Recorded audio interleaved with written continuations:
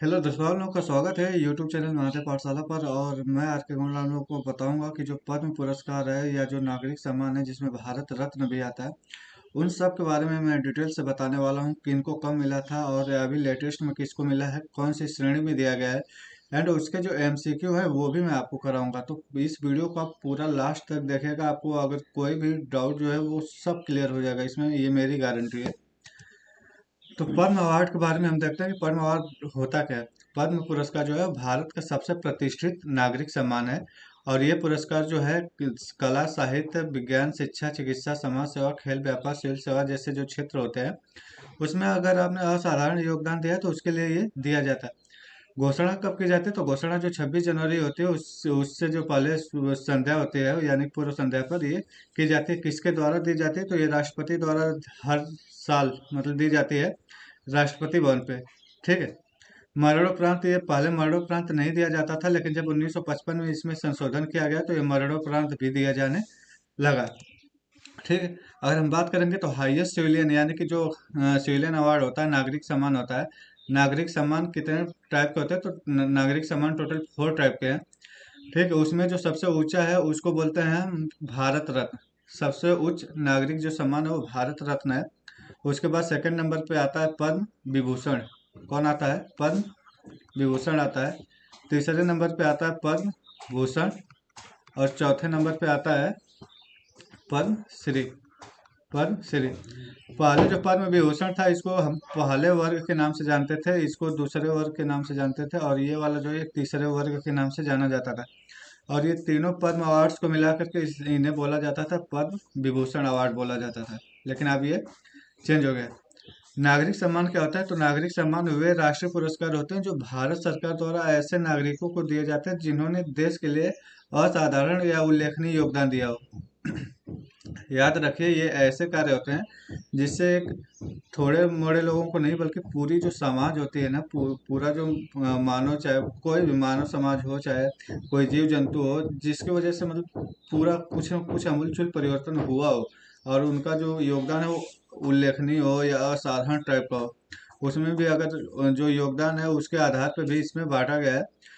याद रखिए, ये जो संबंध होता है वो सेना का नहीं होता है, बल्कि शांति टाइम में जो आप करते हो उसके लिए ये योगदान जो करते हैं उसके लिए ये पुरस्कार दिए जाते हैं। भारत रत्न सबसे ऊपर होता है और सबसे हाईएस्ट नागरिक सम्मान होता है, और अगर इसको जो कोई पाता है तो ये एज ए वीआईपी ट्रीट किया जाता है। यह मानवीय प्रयास के किसी भी क्षेत्र में ये दिया जाता है। असाधारण जो योगदान है, अगर आपने असाधारण सेवा की है या उच्चतम स्तर का प्रदर्शन किया है तो उसके लिए ये दिया जाता है। और पद्म भूषण और पद्मश्री जो होता है ना, ये विशिष्ट सेवा जो होती है, विशिष्ट सेवा, ये जब आपसे पूछा जाएगा कि विशिष्ट जो सेवा होती है उसके लिए कौन सा पुरस्कार दिया जाता है, तो ये तीनों विशिष्ट सेवा वाले पुरस्कार में आते हैं। ठीक है। इसमें से तीनों में से कोई भी ऑप्शन अगर रहेगा तो इनको मारना है, या फिर अगर आपसे पूछा जाएगा अगर एक ऑप्शन रहेगा तो उसमें से कोई एक पे टिक लगाना है। पद्म विभूषण जो होता है, ये अगर आपने विशिष्ट सेवा की है लेकिन वो असाधारण लेवल की है तो आपको पद्म विभूषण दिया जाएगा। अगर आपकी विशिष्ट सेवा उच्च कोटि की है तो आपको पद्म भूषण दिया जाएगा। अगर आपकी सेवा जो है वो ओनली विशिष्ट सेवा है तो ये पद्मश्री दिया जाएगा। आप कहोगे सर देता कौन है? तो भाई एक पुरस्कार समिति होती है इसकी, और वो पुरस्कार समिति ही डिसाइड करती है कि किसको कौन सा अवार्ड देना है। अगर हम इतिहास की बात करते हैं तो भारत जो सरकार है ना, उसने 1954 में दो पुरस्कार हमारे सामने रखे थे। एक था भारत रत्न, और दूसरा जो था वो पद्म विभूषण। पद्म विभूषण को भी 3 भागों में बांटा था। 3 भागों में पहला भाग था कि पहला वर्ग, दूसरा वर्ग और तीसरा वर्ग, ऐसे करके था पद्म विभूषण। फिर 8 जनवरी 1955 में एक संशोधन किया जाता है, और वो संशोधन के पश्चात उसका जो नाम है पद्म विभूषण का, इसका नाम रख दिया जाता है पद्म विभूषण, पद्म भूषण एंड पद्म श्री कर दिया जाता है। ठीक है। हम बात करते हैं सबसे हाईएस्ट जो भारत रत्न अवार्ड है, हम उसके बारे में बात करते हैं। सर्वोच्च सम्मान यह भारत का जो है ना वो सर्वोच्च नागरिक सम्मान है, और इसकी स्थापना जो है वो 2 जनवरी 1954 को होती है। और उस समय तत्कालीन जो डॉक्टर राजेंद्र प्रसाद राष्ट्रपति थे। ठीक है। प्रारंभ में ये तीन यानी कि कला हो गया, साहित्य हो गया, विज्ञान हो गया और जो सार्वजनिक सेवा होती है, उन्हीं लोगों को केवल ये दिया जाता था। लेकिन 2011 में इसे क्या किया, मानवीय प्रयास अगर आपने किया है वो किसी भी क्षेत्र में किया है तो यह आपको पुरस्कार दिया जा सकता है। और ये याद रखना कि ये सर्वोच्च लेवल का होना चाहिए आपका प्रयास। सिफारिश प्रधानमंत्री द्वारा की जाती है और सीधे राष्ट्रपति से की जाती है। अधिकतम जो संख्या है वो 3 व्यक्तियों को केवल दिया जा सकता है। याद रखिएगा, केवल 3 व्यक्तियों को भारत रत्न अवार्ड दिया जा सकता है। लेकिन विशेष अगर परिस्थितियां, यानी कि अपवाद स्वरूप आप देख सकते हैं कि 2024 में 5 लोगों को ये पुरस्कार दिया गया। ये पात्रता कौन कौन मतलब इसको ले सकते हैं, तो जाति, लिंग, पद या राष्ट्रीयता का यहाँ पे कोई भेदभाव नहीं होता है। ये गैर भारतीयों को भी, यानी कि विदेशियों को भी दिया जाता है। चाहे पद्म पुरस्कार हो, पद्म विभूषण हो, पद्मश्री हो, सारे अवार्ड जो है वो गैर भारतीय को भी दिए जा सकते हैं। ऐसा कोई उल्लेख इसमें नहीं है कि नहीं दिए जाएंगे। पदक जो होता है वो तांबे का बना होता है और पत्ते के आकार का होता है, जिस पर प्लेटिनम का एक चमकता हुआ एक सूर्य और नीचे देवनागरी में भारत रत्न लिखा होता है। इसमें याद रखिए, कोई भी पुरस्कार राशि नहीं इसमें कोई भी नगद राशि नहीं दी जाती, यानी कि जो पैसा है पुरस्कार स्वरूप वो नहीं दिए जाते हैं। अगर संवैधानिक प्रावधान करें तो जैसे हमारा जो संवैधानिक प्रावधान 18 में किया गया है कि जो उपाधि है उसकी अंत की जाएगी। तो आपको भारत रत्न मिल रहा है तो आप ऐसा नहीं बोल सकते कि भारत रत्न प्राप्त करता सचिन तेंदुलकर बोल सकते हैं, लेकिन भारत रत्न सचिन तेंदुलकर आप नहीं बोल सकते। ठीक है। अनुच्छेद 18(1) के अनुसार प्राप्तकर्ता उसे अपने आगे प्रेफिक्स या सफिक्स के रूप में नहीं लगा सकता, न तो आगे लगा सकता है और न ही पीछे लगा सकता है। इसके जो प्रथम प्राप्तकर्ता थे 1954 में डॉक्टर सर्वपल्ली राधाकृष्णन, सी राजगोपालाचारी और सीवी रमन, ये इसके पहले प्राप्तकर्ता थे। अगर पहले महिला की बात करें तो इंदिरा गांधी 1971। अगर प्रथम मरणोपरांत की बात करते हैं तो लाल बहादुर शास्त्री जी को 1966। जबकि सबसे युवा प्राप्तकर्ता में सचिन तेंदुलकर है। कितने वर्ष में पाए थे ये? 40 वर्ष की उम्र है। अगर 2024 में जो विनर है, अगर हम उनकी बात करते हैं तो उनकी बात करने में कर्पूरी ठाकुर, लाल कृष्ण आडवाणी, चौधरी चरण सिंह, पीवी नरसिम्हा राव, एमएस स्वामीनाथन, जो कि हरित क्रांति के जनक माने जाते हैं, तो इन 5 लोगों को यह अवार्ड दिया गया था। क्या सर, अगर इसमें कोई पुरस्कार राशि नहीं मिल रही तो इतना बड़ा सम्मान मिलने का मतलब क्या है?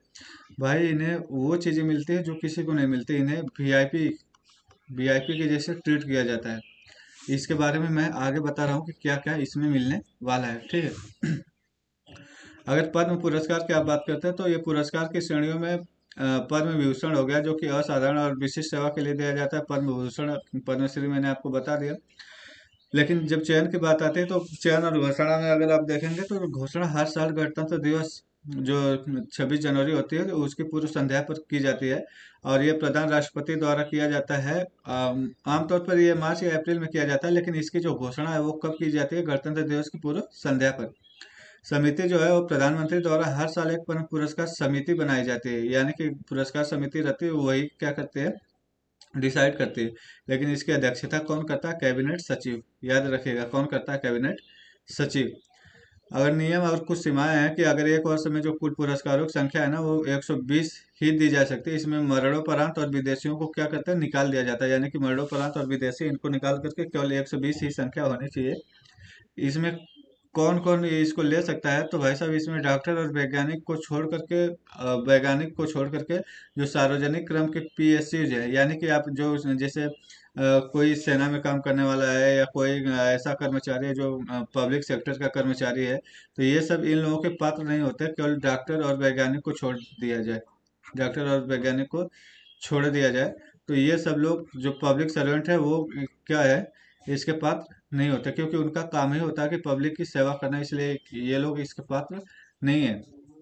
ये याद रखिए, ये जो है नियम है ये भारत रत्न पर भी लागू होता है कि जो सरकारी कर्मचारी है वो इसके पात्र नहीं होते हैं। केवल अपवाद स्वरूप डॉक्टर और वैज्ञानिक है। ये दो चीज जो अपवाद में है वो चीज याद रखिए। आप इसका उपाधि जो है वो टाइटल वही अनुच्छेद 18 वाला है कि आप इसे अपने आगे और पीछे नहीं लगा सकते हैं, और ये मरणोपरांत भी दिए जाते हैं। ऐतिहासिक तथ्य की बात करते हैं तो सबसे पहले ये शुरू कब हुई थी? 1954 में। फिर इसका नाम बदला जाता है, 1955 में नाम बदल दिया जाता है। पद्म पुरस्कारों का नाम बदला जाता है। तो सबसे पहले जो पद्म विभूषण है वो कब दिया जाता है? तो सत्येंद्र नाथ बोस, नंदलाल बोस, जाकिर हुसैन, बाला साहब गंगाधर, फिर जिग्मे दारेजी वांगचुक और वीके कृष्ण मेनन, इन लोगों को दिया जाता है। और प्रथम खेल प्राप्तकर्ता में अगर आप देखते हैं तो पद्म श्री दिया गया था बलबीर सिंह सीनियर को। पद्म पुरस्कार अब देखिए कहाँ पे बनाए जाते हैं। सभी पद्म पुरस्कार पदक कोलकाता में अलीपुर मिंट में बनाए जाते हैं। कहाँ पे बनाए जाते हैं? अलीपुर में। कोलकाता में अलीपुर एक मिंट है, वहाँ पे बनाया जाता है। और यह जो मिंट है वो वित्त मंत्रालय के तहत सरकारी company security printing and meeting corporation of India है लिमिटेड के तहत काम करता है। और यही मिंट जो है वो भारत रत्न पदक बनाने के लिए भी जिम्मेदार है, यानी कि जितने भी नागरिक सम्मान है वो कहाँ पे बनाए जाते हैं? इसी मिंट में बनाए जाते हैं। पद्म विभूषण, पद्म भूषण और पद्मश्री में इस्तेमाल जो की गई सामग्री है कि यह सोने या फिर चांदी का नहीं बनी होती, बल्कि ये जो पद्म विभूषण होता है वो मुख्य रूप से किसका बना होता है? कांसे का बना होता है। और इस पदक के दोनों तरफ किसकी सजावट होती है? प्लेटिनम की सजावट होती है। जबकि पद्म भूषण की बात करें तो ये भी कांसे का बना होता है, लेकिन इसके जो सजावटी तत्व होते हैं इस पर भी सोने की परत चढ़ी होती है। लेकिन अगर इसी के साथ पद्मश्री का अगर बात करते हैं तो ये कांसे का बना होता है, लेकिन इस पे क्या होता है? स्टेनलेस स्टील होती है। पद्म भूषण पे क्या होता है? पद्म भूषण पे जो सोने की परत होती है वो सजावट के तौर पे चढ़ाई जाती है। अब बात करते हैं कि जो भारत रत्न है उसमें क्या क्या दिया जाता है। तो भारत रत्न में राष्ट्रपति द्वारा ना हस्ताक्षरित एक सर्टिफिकेट दिया जाता है। क्या दिया जाता है? एक सर्टिफिकेट दिया जाता है। पदक भी दी जाती है। वो जो पदक होता है उसपे पीपल के पत्ते के आकार का एक पदक दिया जाता है। और इसके मुख्य भाग पर जो होता है वो चमकता हुआ सूर्य आपको दिखाई देगा। और नीचे हिंदी में लिखा रहता है भारत रत्न लिखा होता है। और पिछले भाग पर क्या होता है? राष्ट्रीय प्रतीक यानी कि अशोक स्तंभ होता है और जिसपे सत्य में जयते लिखा रहता है। सर इसमें क्या क्या चीजें सुविधाएं क्या क्या मिलती हैं? तो भाई साहब ये जो वरीयता क्रम होती है ना, यानी कि भारत रत्न जो विजेता होता है उसे भारत के वरीयता क्रम में 7 A यानी कि 7 अल्फा पे स्थान पर रखा जाता है। और यह जो स्थान होता है उपराज्यपाल और मुख्यमंत्रियों के ठीक बाद आता है। यानी कि समझ लीजिए ये ऊपर लेवल में इन्हें एक स्थान क्या है? सुरक्षित रख दी जाती है। ये मुफ्त यात्रा कर सकते हैं, यानी कि विजेता को जीवन भर एयर इंडिया की प्रथम श्रेणी में, समझ गए, एग्जीक्यूटिव क्लास में, भारतीय रेलवे में प्रथम क्लास यानी फर्स्ट क्लास एसी में मुफ्त यात्रा की सुविधा मिलती है। जबकि अगर राजकीय हम बात करें कि राजकीय अगर बात करते हैं कि राजकीय अतिथि के रूप में भी इनका स्वागत किया जाता है। किसी भी राज्य में आने जाने पर उन्हें राजकीय यानी कि स्टेट गेस्ट का दर्जा दिया जाता है। और अगर ये किसी दूसरे देश में जा रहे हैं तो डिप्लोमेटिक पासपोर्ट जो होता है, यानी कि जो ये डिप्लोमेट यूज करते हैं, यानी कि जो एम्बेसडर आते जाते हैं तो वो उनके जैसा इन्हें पासपोर्ट दिया जाता है। इन्हें मरून कवर वाला डिप्लोमेटिक पासपोर्ट जारी किया जाता है जो केवल शीर्ष अधिकारियों और मंत्रियों को मिलता है, यानी कि इन्हें मंत्रियों जैसा क्या किया जाता है? ट्रीट किया जाता है। और अगर आयकर में बात करें तो कुछ आयकर में इन्हें क्या होता है? छूट मिलती है, यानी पूरी तरीके से टैक्स फ्री तो नहीं होता है, लेकिन कुछ टैक्स इन्हें क्या होता है? फ्री मिलता है। और संसद की बैठक में, अगर संसद की बैठक हो रही तो उसमें ये भाग ले सकते हैं, लेकिन निमंत्रण दिया जाए तो, समझे? तो ये इन्हें वीआईपी ट्रीट किया जाता है। ये बस जो होती है ना, बस में भी ये मुफ्त घूम सकते हैं, कोई इन्हें टिकट के लिए बात नहीं करेगा।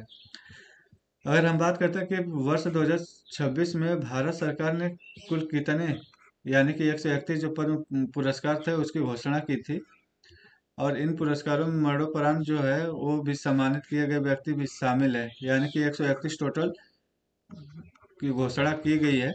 और इसमें मरणोपरांत जो है वो लोग भी क्या है? शामिल है। ठीक है। तो पद्म विभूषण की अगर बात करते हैं तो टोटल 5 मिला है, जबकि पद्म भूषण 13 दिया गया है, जबकि पद्म जो श्री है वो कितना दिया गया है? 113। हम बात करते हैं कि 2026 में किस किस को पद्म विभूषण मिला है। तो धर्मेंद्र जी को मिला है जो कि एक कला से संबंधित है, और इन्हें क्या है? मरणोपरांत मिला है। अगले हैं केटी थॉमस, और ये जो सार्वजनिक मामले हैं, यानी कि ये पूर्व सुप्रीम कोर्ट जज रह चुके हैं। तो केटी थॉमस जी को मिला है। जबकि एन राजम, ये कला के क्षेत्र में ये क्या है? वायलिन वादक हैं, और ये उत्तर प्रदेश की रहने वाली है। वीएस अच्युतानंदन, इन्हें क्या है? मरणोपरांत मिला है, और ये जो सार्वजनिक मामले हैं उसमें ये केरल के रहने वाले हैं। पी नारायणन को साहित्य के क्षेत्र में दिया गया है, साहित्य और शिक्षा के क्षेत्र में, और ये भी कहाँ के रहने वाले हैं? ये केरल के रहने वाले हैं। अगर हम बात करते हैं कि पद्म भूषण की, तो पद्म भूषण टोटल 13 लोगों को दिया गया है, किंतु जो मेन मेन नाम है मैं वो आपको दिखा देता हूँ। अलका याग्निक है, इन्हें कला के क्षेत्र में दिया गया है। जबकि ममूटी है, इन्हें भी कला के क्षेत्र में दिया गया है, और ये क्या है? अभिनेता है। उदय कोटक जो है ये व्यापार के यानी कि उद्योग के क्षेत्र में दिया गया है। ये क्या है? एक बैंकर है। जबकि विजय अमृतराज है, ये खेल के क्षेत्र में इनको दिया गया, और ये यूएसए के हैं। ठीक है। ये क्या खेलते हैं? टेनिस। भगत सिंह कोश्यारी, ये सार्वजनिक मामले यानी कि पूर्व मुख्यमंत्री हैं। ये क्या है? उत्तराखंड, यानी कि इन्हें सार्वजनिक मामले में दिया गया है। पीयूष पांडे जो कि मरणोपरांत इनको दिया गया है कला विज्ञान और महाराष्ट्र। ठीक है। शिबू सोरेन जो है इन्हें भी मरणोपरांत दिया गया और ये भी सार्वजनिक मामले के हैं और ये कहाँ के हैं, ये झारखंड से संबंधित है। पद्मश्री जो कि 113 लोगों को दिया गया, 113 लोगों को दिया गया, उसमें जो नाम है रोहित शर्मा, ये क्रिकेट से संबंधित है। हरमनप्रीत कौर ये भी क्रिकेट से संबंधित है, जबकि सविता पुनिया ये भी खेल यानी कि क्रिकेट से, ये हॉकी से संबंधित है, कला ये खेल से संबंधित है। जबकि अनिल कुमार रस्तोगी ये कला से संबंधित है, उत्तर प्रदेश के हैं। और अमीन कयानी ये विज्ञान और इंजीनियरिंग से संबंधित है, केरल के रहने वाले हैं। हम एमसीक्यू देख लेते हैं कि एमसीक्यू में वर्ष 2026 में कुल कितने पद्म पुरस्कार की घोषणा की गई। याद रखें, पद्म पुरस्कार हमसे पूछा गया, तो टोटल कितना है, 131 किया गया। 2026 में कितने व्यक्तियों को पद्म विभूषण से सम्मानित किया जाएगा, तो 5 को किया जाएगा। अभिनेता धर्मेंद्र सिंह देओल को मरणोपरांत किस पद्म पुरस्कार से सम्मानित किया गया, तो पद्म विभूषण से किया गया। 2026 में कितने लोगों को पद्म भूषण दिया जाएगा, तो यह है 13 लोगों को दिया जाएगा। भारतीय क्रिकेटर रोहित शर्मा को किस श्रेणी में पद्म श्री दिया गया है, तो यह खेल से संबंधित है, तो इन्हें खेल श्रेणी में दिया जाएगा। ममूटी को कला के क्षेत्र में कौन सा पुरस्कार दिया जा रहा है, तो ममूटी को कला के क्षेत्र में पद्म भूषण दिया जा रहा है। प्रसिद्ध गायिका अलका याग्निक को किस पुरस्कार से सम्मानित किया गया, तो ये पद्म भूषण से किया जा रहा है। वीएस अच्युतानंदन को मरणोपरांत किस क्षेत्र के लिए पद्म विभूषण मिला है, तो ये है इनका ये सार्वजनिक जो मामले हैं यानी पब्लिक अफेयर्स है उसके लिए। 2026 की सूची में कुल कितने पद्मश्री दिए जा रहे हैं, तो वो कितने दिए जा रहे हैं, 113। अगर हम बात करेंगे विजय रात अमृत राज जिन्हें पद्म भूषण मिला है, किस खेल से संबंधित है, तो ये किस खेल से संबंधित है, ये किस खेल से संबंधित है, ये है टेनिस। एन राजम को किस वाद्य यंत्र के लिए पद्म विभूषण से सम्मानित किया गया है, एन राजम को किस, तो ये क्या बनाते हैं, बजाते हैं वायलिन। उदय कोटक को व्यापार और उद्योग के क्षेत्र में कौन सा सम्मान मिला है, तो विजय कोटक को कौन सा सम्मान मिला है, पद्म भूषण। महिला क्रिकेटर हरमनप्रीत कौर को कौन सा नागरिक सम्मान दिया गया है, तो इनको कौन सा सम्मान दिया गया है, पद्म श्री। पी नारायणन को किस क्षेत्र में उत्कृष्ट योगदान के लिए पद्म विभूषण दिया गया है, तो ये साहित्य और शिक्षा के लिए। पद्म पुरस्कारों की घोषणा किस अवसर पर की जाती है, तो स्वतंत्रता, गणतंत्रता, गांधी और शिक्षा। इसमें जब रिपब्लिक होता है यानी 26 जनवरी उस टाइम पे की जाती है। सविता पुनिया को कौन सा पद्म पुरस्कार मिला है, तो सविता पुनिया को कौन सा पद्म श्री। याद रखिए कि 2 क्रिकेटर है, हॉकी। झारखंड के पूर्व मुख्यमंत्री शिबू सोरेन को मरणोपरांत कौन सा पुरस्कार मिला है, तो शिबू को कौन सा मिला है, पद्म भूषण।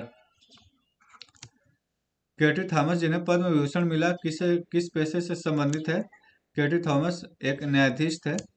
विज्ञापन जगत के दिग्गज पीयूष पांडे को मरणोपरांत कौन सा सम्मान मिला, तो वो कौन सा सम्मान मिला है, वो मिला है पद्म भूषण। पद्म पुरस्कारों का वितरण किसके द्वारा किया जाता है, किसके द्वारा किया जाता है, तो राष्ट्रपति। ठीक है, ये रहा मेरा महादेव पाठशाला चैनल। अगर आपको इस जानकारी पसंद आई हो तो आप इसको लाइक करें, सब्सक्राइब करें, ज़्यादा से ज़्यादा शेयर कीजिए।